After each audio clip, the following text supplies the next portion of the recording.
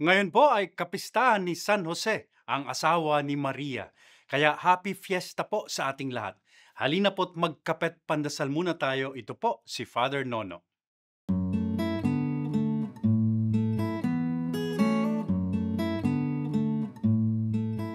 Naalala ko po sa araw na ito ang isang kaibigang pare na katukayo ni San Jose, si Father Joseph Howe na siyang direktor po ng Xavier School diyan sa San Juan.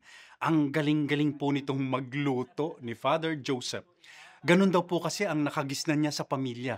Laging nagluluto yung tatay niya, nanay niya, mga kuya at ate niya. Mahilig din daw kasi silang kumain. Kaya natuto na rin siyang magluto at kumain ng kumain. Ayun, pero nagpapapayat na po yan.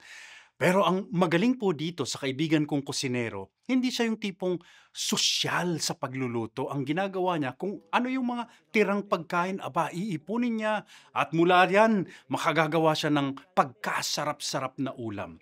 Naalala ko, sabi ni Father Joseph sa akin, ngayong pare na siya, napapakinabangan niya pa rin yung talent niya sa pagluluto.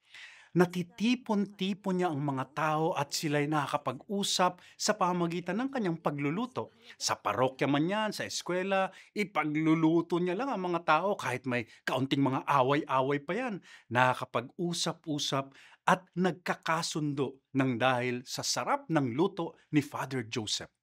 Anya, patunay na tulad nga ng sabi ni San Pablo, lahat ng handog sa atin ng Diyos, talino, kakayahan, yaman, kanyang binibigay para sa pagbubuo ng ating simbahan.